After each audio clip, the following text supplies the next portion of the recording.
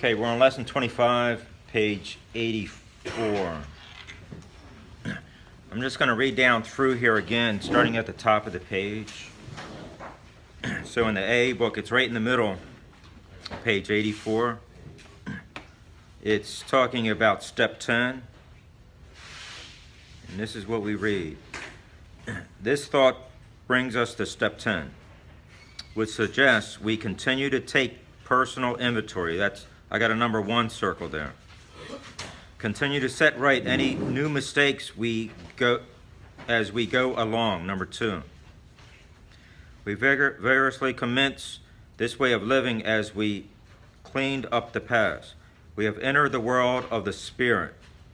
Our next function is to, number 3, grow in understanding and effectiveness.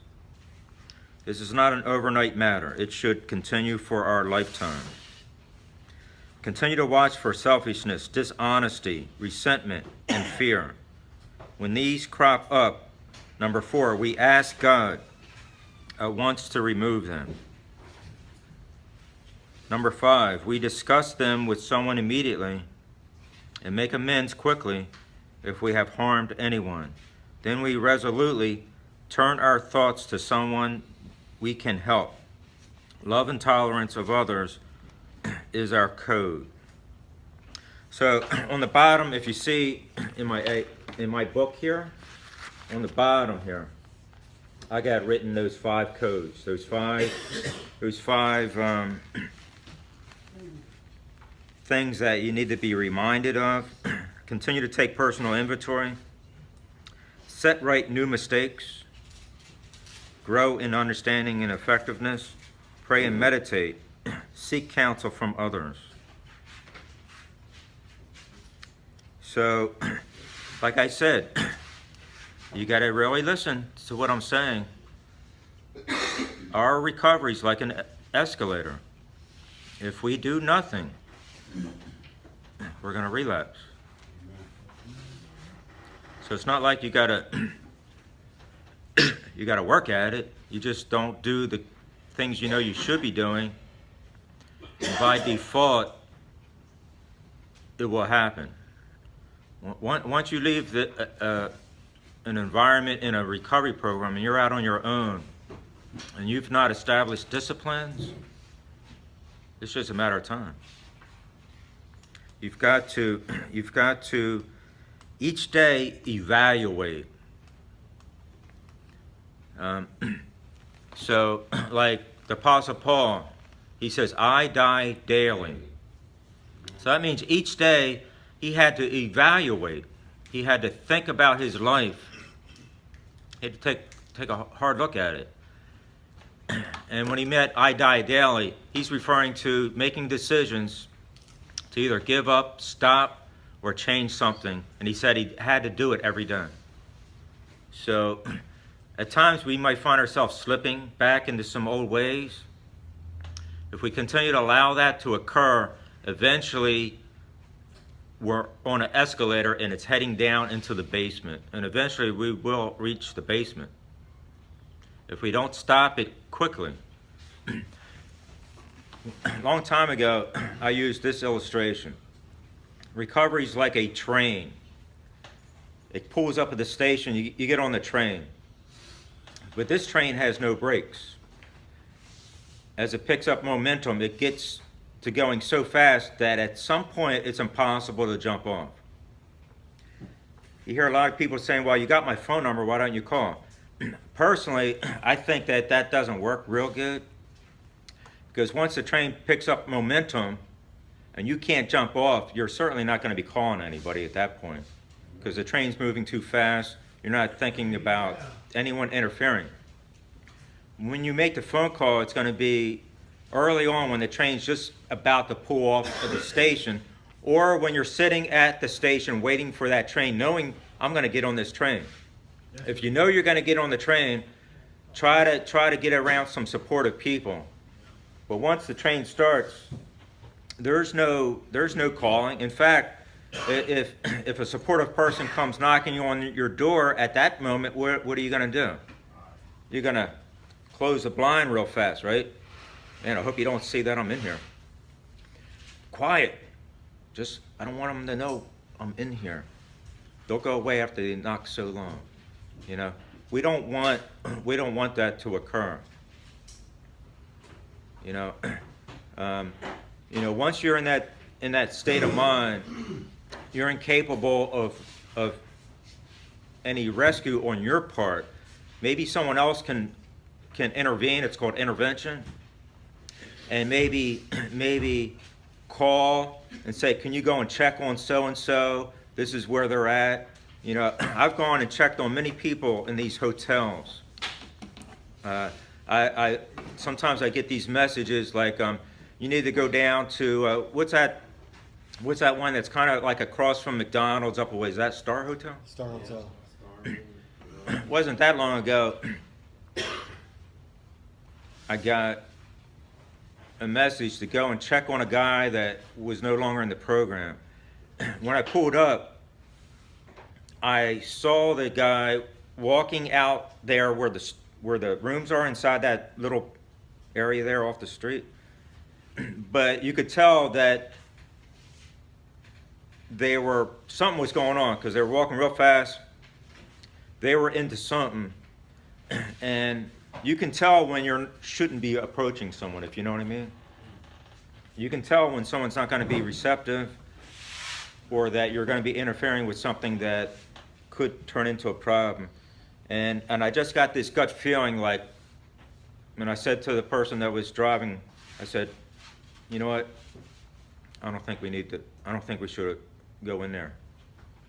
You get those gut feelings, you know, because of the life we've come through. You still have those instincts, you know. But, you know, sometimes intervention does help. All the interventions I've went through, I'd say 75% of them didn't work because the person was like, you know, that blind type thing. It's just that we got into the house, you know, oh man, they got into the house, you know. I didn't mean for them I didn't know the door was unlocked, you know. Now I got to figure out how to get them back out, you know. Just like one guy who had drugs lined up at the room on the table with the door open. And the police walked by and saw it. Now, if someone called and said, okay, this person's in a hotel with drugs and you need to go and check them out, and it was me walking by, and I walked to the room and the door's open, and drugs are lined up on the table, I don't think they'd feel comfortable for an intervention at that point.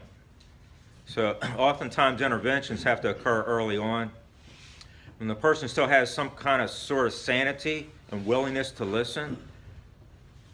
But once you get past that point and that train picks up momentum, it's usually going to take you to its destination. You won't get off until it crashes. So it's very important that we learn to call when we're even capable, and that's going to be early on, because once we really get into things, that's the last thing we want is for someone to mess us up, because it's called ritualistic behavior. Have you ever heard that? Ritualistic behavior. We're addicted to the ritualistic behavior. The drug is the end product. So it's not so much the drug as it is the high starts way before that. I'll give you an example. If you're addicted to sexual addiction and you have a lonely feeling, you are already high at that moment. You start to reminisce in your mind, anticipating where you need to go, what you need to say, and how to get to that girl. So you get in your vehicle and you drive around. So you're not looking you don't want to get high and then it be over with and you're like, oh man, that was so quick.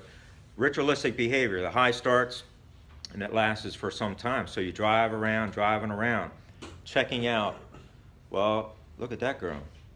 Nah. And then you're driving around, oh, look at that girl over there. Nah, she has missing teeth.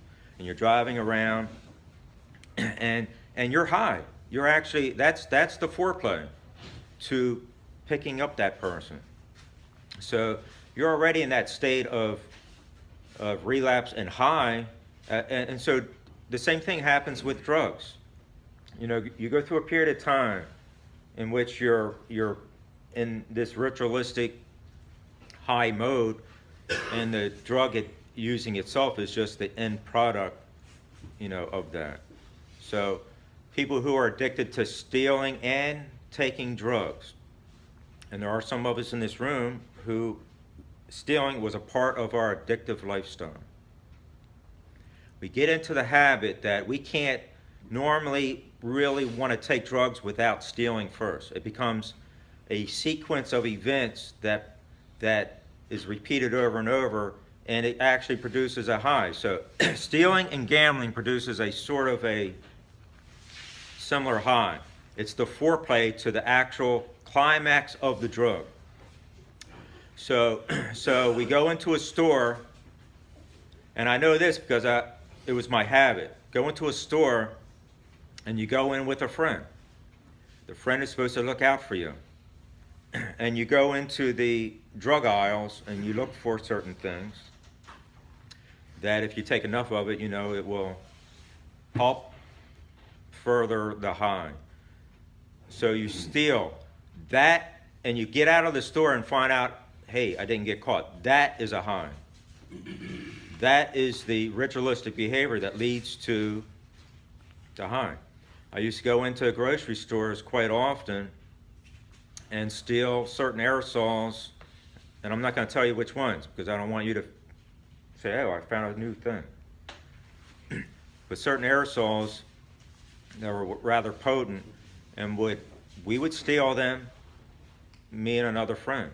And then we'd go out behind the grocery store into a field and spray it in baggies and huff that aerosol. But the sequence of the high started while we were in the store.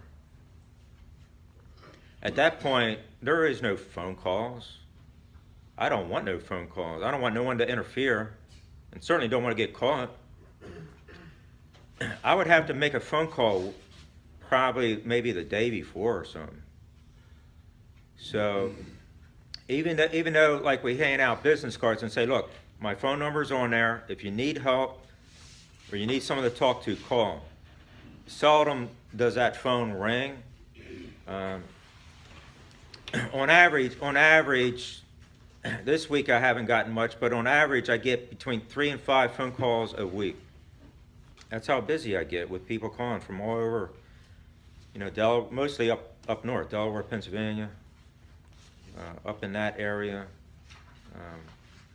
I've gotten phone calls from other areas down here, Georgia, southern Florida, Alabama, Indiana, but it's more frequently up north. But usually they're not in that ritualistic behavior. There's usually other stuff going on, and they're seeking help, or they're seeking help for a girlfriend or for someone else that they know. But that's why we got to really catch things early.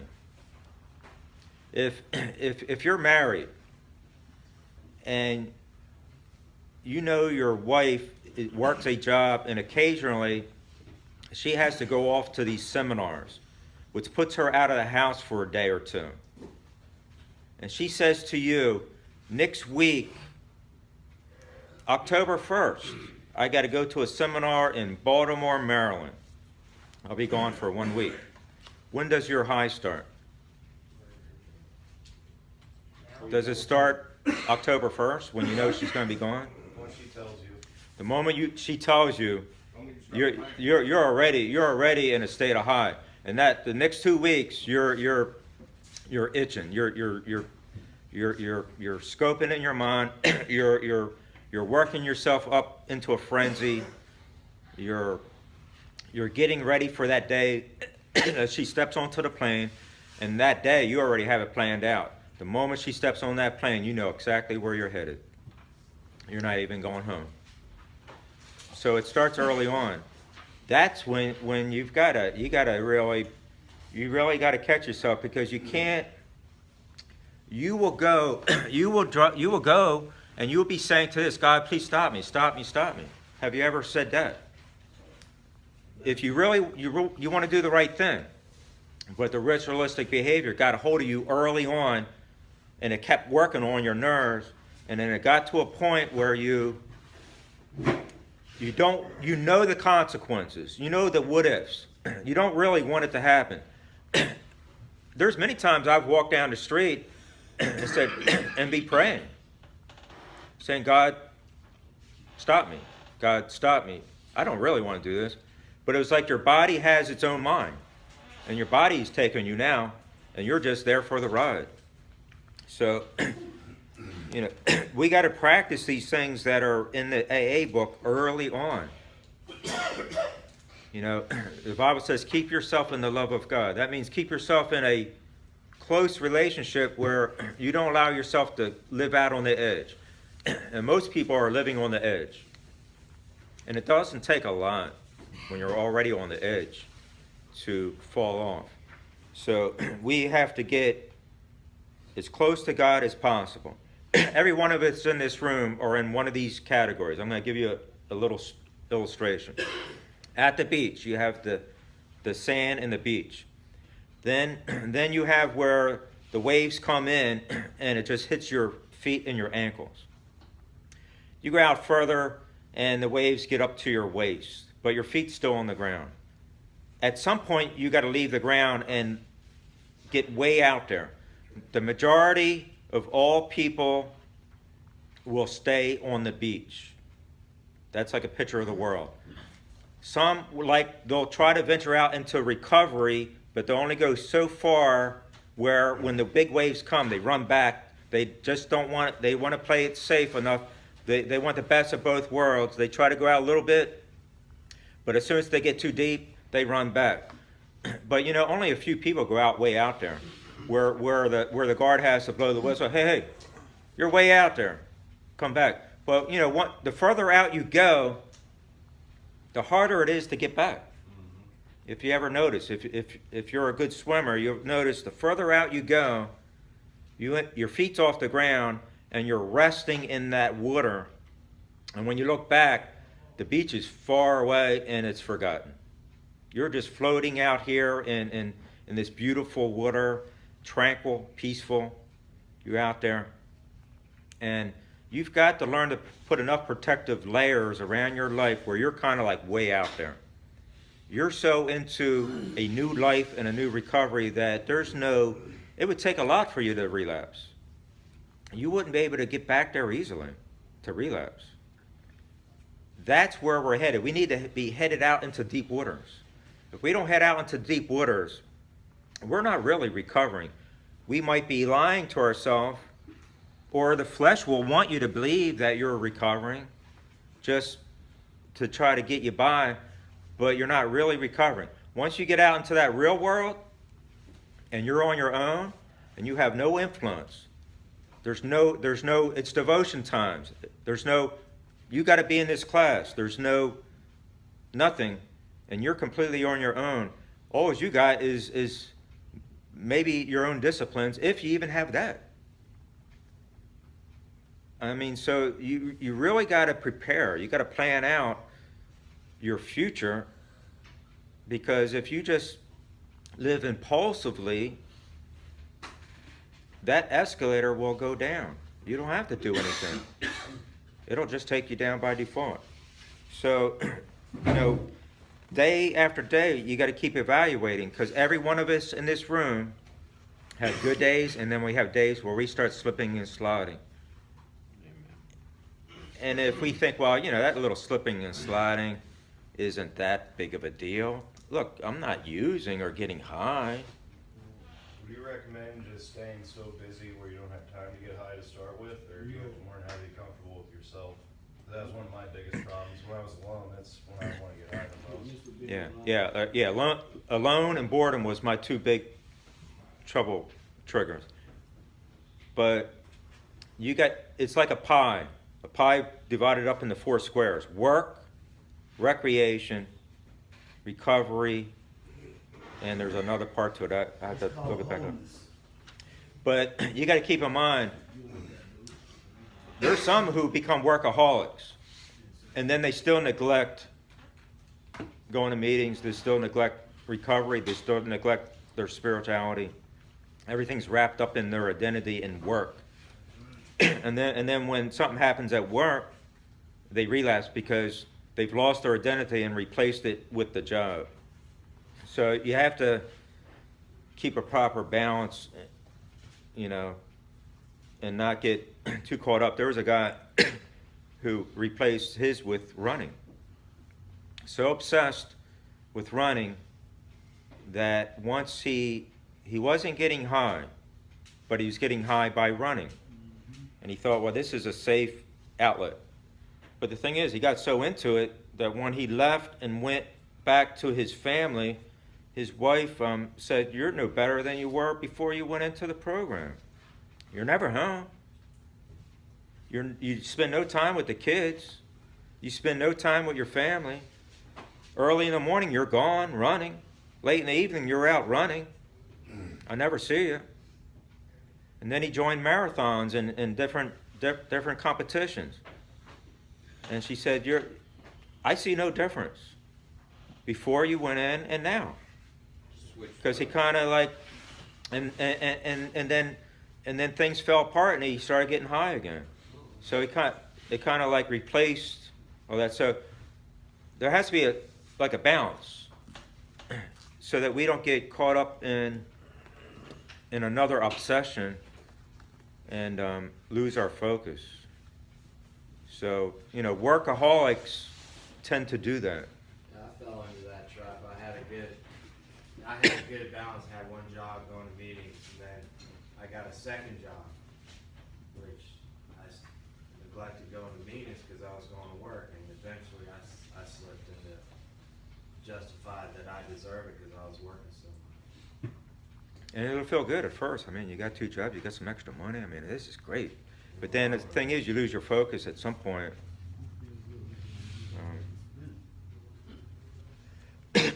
Okay, let me continue to read here. Bottom of 84. And we have ceased fighting anything or anyone, even alcohol. For by this time sanity will have returned.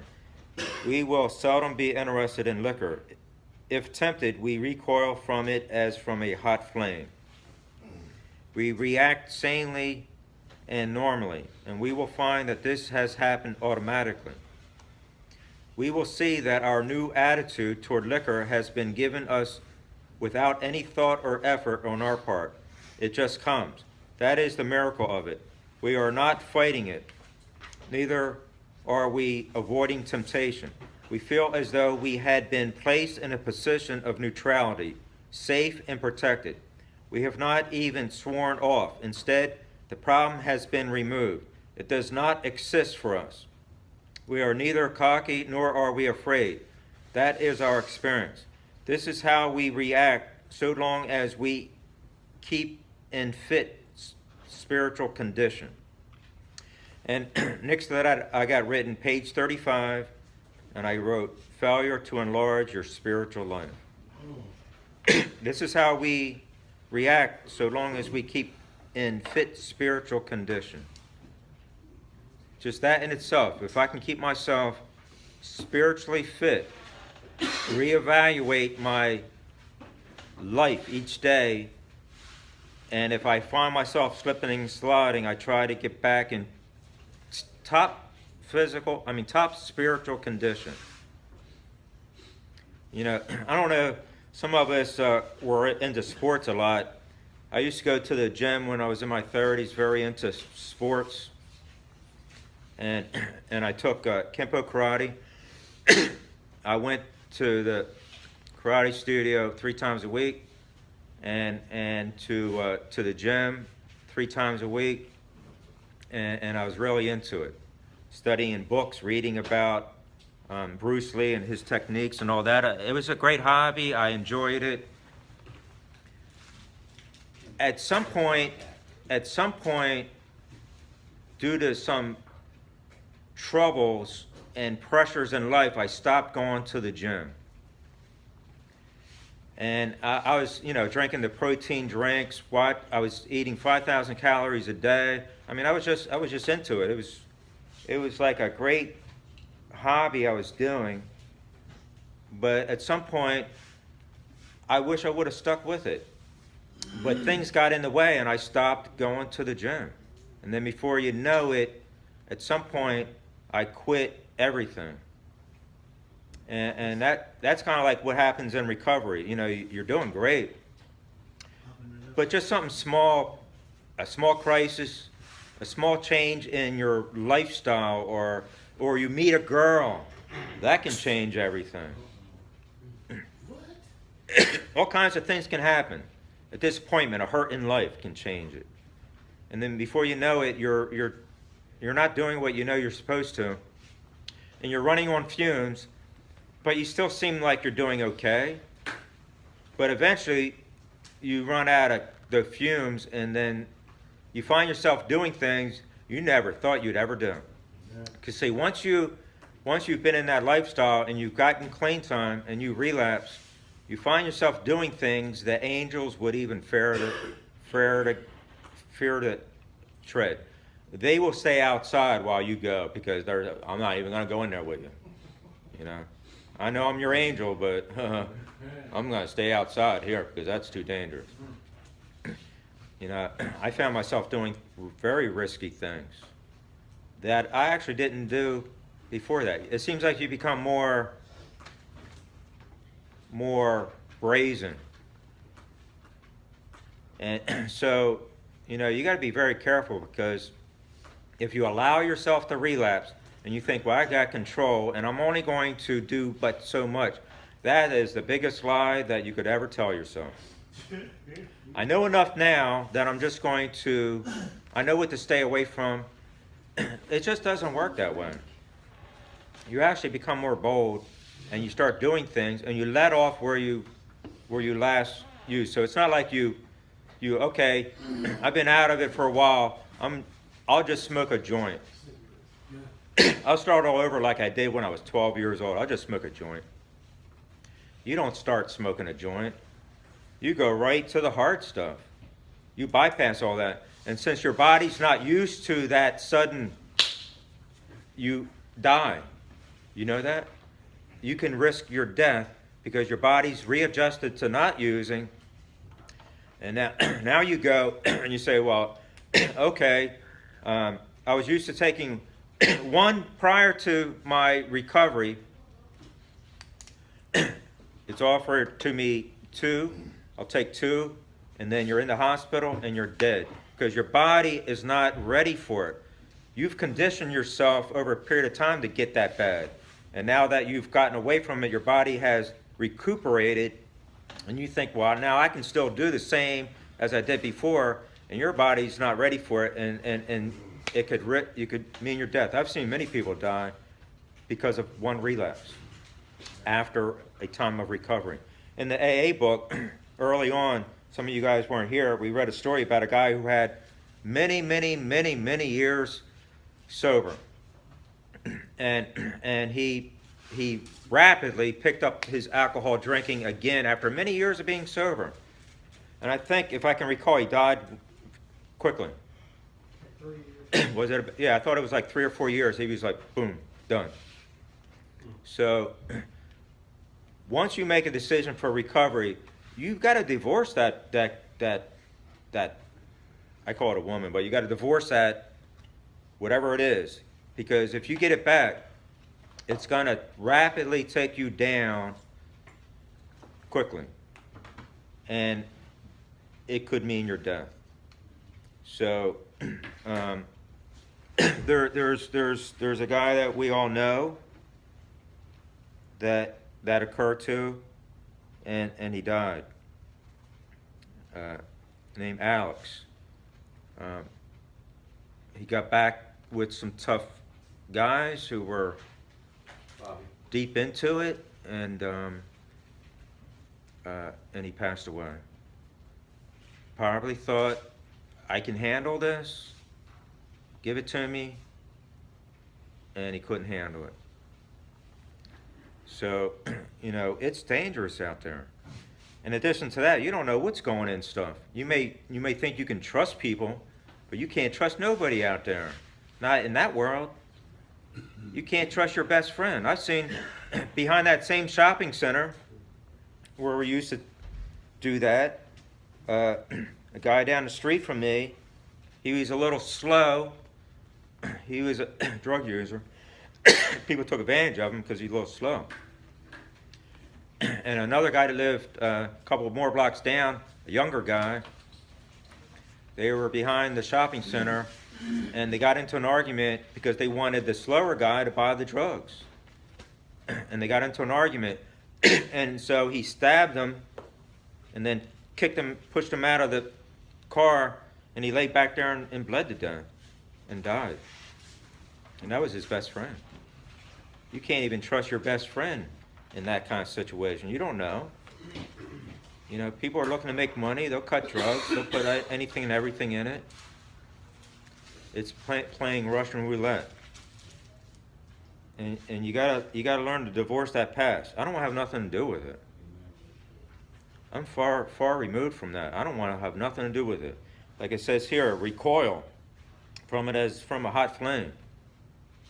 And I hate it. I've devoted my whole life to fight against it. I don't have nothing to do with it. And I want to rescue other people so that they get that same hatred for that and find a new life, because the rate of relapse generally under good recovery is 50 to 60% relapse. That's under the height of good recovery. The best of the best still risk relapse at a high rate. So that means that you've got to you can't be functioning in the gutter thinking you're going to be okay. You got to get serious about your recovery. And if you're really, really serious, you got a 50-50 chance. Well, I don't want to be that other 50%. So that means I've got to really, really, really get some stabilization the first 2 years. The first 2 years is critical to good recovery. If you're going to relapse, it'll probably happen within that 2-year span of time. If you can get past 2 years without relapsing, you're well on your way to what they call sobriety. Sobriety is obtained over a period of time. None of us in this room have reached sobriety. If you say, I have reached sobriety, you're fibbing. Sobriety takes a period of time. You have to get to a point. Once you find sobriety, this is what you feel like. You recoil from it as a hot flame. You have no longer the ability to get a craving and a temptation to want to use. You are far removed. You're out floating in that ocean, and you have gone through many tests to prove your recovery, and you are doing quite well, and you have a lifestyle out on your own that has been well ingrained and established, and you got your routine and you got your life in your past 2 years. That's sobriety. So oftentimes people will shortcut themselves. I've had one time a guy in the dining room stand there, and he said, I don't need to listen to anything you have to say. I don't even need your class because I've already recovered. You know what I'm thinking in my mind? You know, I'm thinking, no, wait a minute, do you know where you're at? You're in a recovery program. It's like, you know, you go into the ER after a severe accident and you say, you know, I'm perfectly fine. You know, you're sitting in an ER. You know, the doctor hasn't even come in to see you yet. You know, it takes time to find sobriety, and you got to really work at it to get it. But once you got it, you know you'll have it. You know, this little light bulb will come on and say, you know what? It just dawned on me. I am living a life of sobriety. I'm happy. I have a settled, good life. I'm not out there on the edge no more. And I have these layers of onions around my life. How did that get there? Oh, I must have just been doing the right thing. You'll know when you have good sobriety. There's no struggle with temptation. Like I said, it's like oil running off the duck's back. I see it all around, but it doesn't bother me. It doesn't make me want to do anything. There is no way. I'm past that point of being tempted with it. It doesn't bother me. And it's been like that for a very long time. So you can get there where it's far removed. Okay, it says, middle page 85. It is easy to let up on spiritual program of action and rest on our laurels. We are headed for trouble if we do, for alcohol is a subtle foe. So I got that highlighted. Very important that we listen to that. Rest on our laurels. That's easy to do, especially when everything's going just right. There's no trouble, nobody aggravating you. There's no trouble, no problems, no bad circumstances. It's easy to let up on disciplines. It's easy to relax. You know the Israelites in the Old Testament, when they moved away from God and backslid, you know what the first thing that always happened when that happened to them? They stopped the Sabbath day. They ignored it. They stopped putting priority in meeting with God. That was always the first sign. And in our own life, there's always that first sign.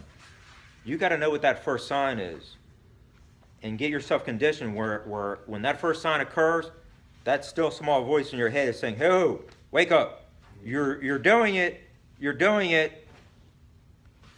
So you got to know your relapse warning signs. If you've stopped smoking cigarettes, and you used to be addicted to nicotine, I would write down that starting to smoke again is a relapse warning sign. For me, I would write it down for myself. Because I may not pick up the drugs right away, but I might pick up some legal drugs. And nicotine, to be honest, is a legal drug. I would write it down. I would write down maybe not reading my Bible daily, not going to church, and I would think through, boredom and loneliness was a big trigger for me. I had to figure out how to remedy that. You got to know yourself, and you got to know what makes you want to go backward, because if not, you can head for a lot of trouble. So it says we're headed for trouble when we just take it too easy. And we're not on a spiritual program of what? Action. That's a deliberate choice on our part. It's not just something that happens. You gotta perform in order to act. So a spiritual program of action, and don't rest on your laurel. It says we are not cured of alcoholism. What we really have is a daily reprieve contingent on the maintenance of our spiritual condition. Every day is a day we must carry the vision of God's will into all our activities. How can I best serve thee? Thy will, not mine, be done. These are thoughts which must go with us constantly. So every day it's about, I want to serve God and do the right thing. I don't want to be selfish and be thinking about my own life. My life belongs to you. Apostle Paul said that for me to live is what? Christ. And to die. For me to live is Christ, and to die is gain. So his whole life, his whole purpose was to live for God. So that has to be what's uppermost in our mind. It says we can exercise our will power along this line all we wish. It is the proper use of the will. Much has already been said about receiving strength, inspiration, and direction from Him who has all knowledge and power. If we have carefully followed directions, we have begun to sense the flow of His Spirit into us. To some extent, we have become God conscious. You see, I got it circled, right? You got it circled in your AA book, God conscious? Amen. We have begun to develop this vital sixth sense, but we must go further, and that means more action. It doesn't take long to establish a God consciousness. When I got saved, I memorized a lot of Bible verses. I worked on my spiritual life, and I developed a God consciousness, and it never leaves. When I relapsed a year later, I was so engulfed in my God consciousness that God spoke to me the whole time I was in my relapse. I was so uncomfortable. It had me paranoid. All I could think about was God. Sitting in that one spot where there was drugs all over the place, and they had these shotguns lined up. I was on what was called green barrels. It's like a LSD. It lasts about 12 hours, keep you up all night hallucinating. And I tell you, that's no place to be when you're hallucinating, and they're not made up dream. They were actually, shotguns sitting there. It wasn't like I was imagining it. But it got me paranoid, thinking, if I make one wrong move, they're going to blast me. That wasn't reality, but that's what I was thinking. And I just sat there. Maybe I sat there for a long time. I don't know. But I sat there, and then I heard this boom, and it jarred me loose from my trance I was in. I'm thinking, wow, what was that? And I ran outside, and my car was smashed up against a fence. I thought, oh man, my car. I had a 1966 Ford Galaxy 500, and I had it fixed up really nice, beautiful car. It was demolished, man. I was like, oh, who hit my car? And I remember yelling out, who hit my car? Where's the guy? Because there was a small alley going around. You could, it was hard to get around there. And then I looked again, and, oh, now wait a minute. My car's okay. So I thought, wow. So, a lot of paranoia, and but during that whole time, I'm God conscious. God's saying, you're doing wrong. I was under conviction, but I couldn't stop what was going on. Once you're high, you can't stop it. You're on the train, and it's going to take you until it crashes.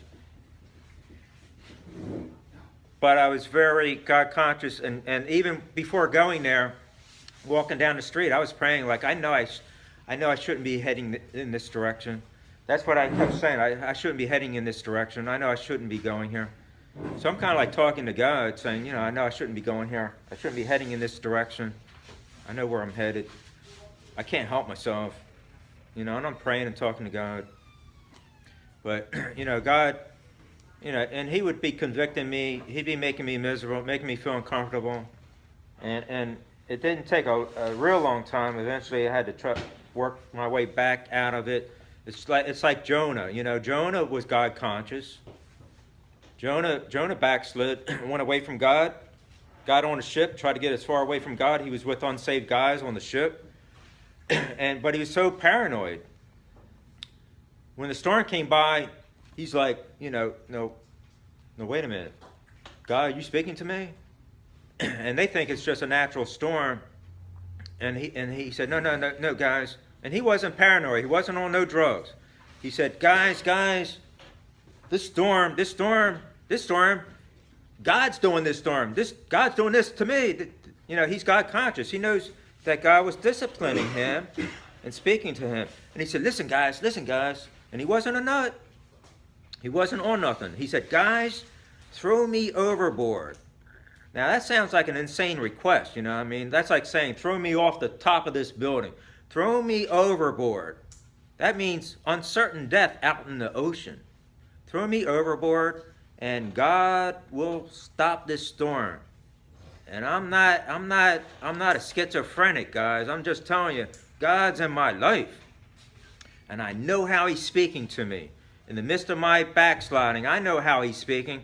This storm, this problem is occurring because of where I'm at and what I'm doing. And throw me overboard and you'll solve your problem. I remember one time I wasn't doing quite all that great, and I was in Philadelphia. And I get a phone call, and this is what the guy said to me, a friend of mine. He said, "Your house is burning down." I said, "Come on, get off the phone and quit bothering me." And he called back and he said, listen, don't hang up. I'm telling you, I'm not joking with you. I'm telling you, your house is burning down. And after a while, I thought, well, maybe he's not playing a game with me. So all the way home, I'm thinking, wow, I hope it's not true. You know? That's what I'm thinking all the way home, driving down 95.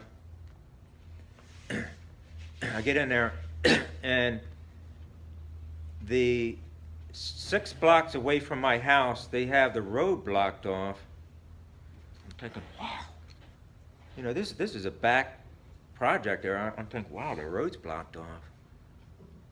Whoa. I hope it's not because my house is burning down for real. So I circle up around, and it's blocked off, and I see fire trucks, the lights down there. I thought, oh, he's telling the truth. And I had to park far away, and I ran down, sure enough. They had busted my door in. They water all in the house. And it was true. But you know, God speaks to you.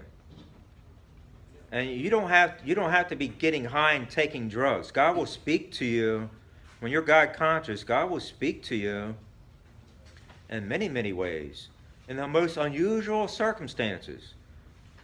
I've had perfect strangers walk up to me and make one statement and walk away. And I'd be like, God, did you just speak to me? You know, I've had the weirdest things happen to me where God speaks to me.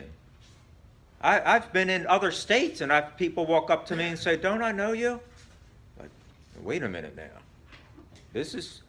What are the odds of someone walking up to you and you're far away from anyone you know, and you're out, say, in fact, that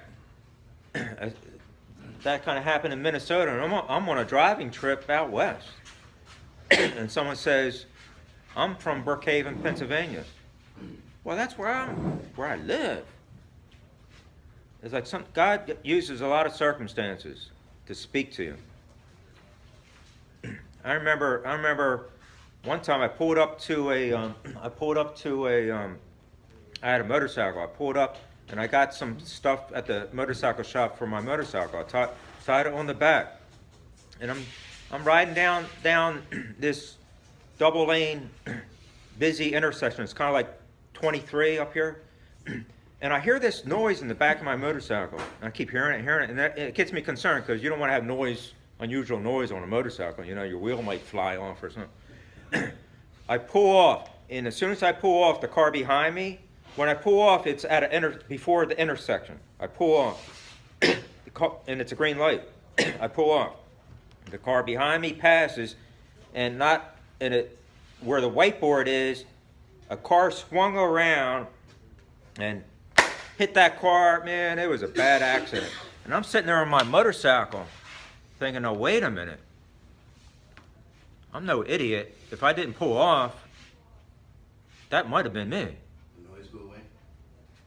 Well, I found out what it was. It was the stuff I bought. But God kind of, they call that kind of situation touches from God. That's what they call it, touches from God. God will allow and do these neat little things in your life to remind you, hey, I'm present. I'm working in your life. There's been many, many close calls and situations occur where God's saying, I'm here. Are you paying attention? I've told you some of them early on when I was trying to struggle through some clean time, but lonely. Still struggling with my loneliness. I see a nice looking girl, and so she comes up, you know, the little wave, and jumps in, and we're driving, and we're talking. You know, you got to have that conversation, right? You guys all know, right? You've done it. You have your little conversation, get to know you conversation. And she pulls out some heroin, and I say, oh, no, you can't do that. You can't do that in my vehicle. What are you doing, you know? And then when I look in my mirror, the police is following me. You think God's not going to speak to you? God spoke to me that day, saying, I'm reminding you. Oh, okay. So just keep in mind, practice God's presence, be God conscious. That will help you when you're recognizing those things. So next week, I'll talk a little bit more about that because I think it's very important. Look at some Bible verses. Okay, someone want to close this out?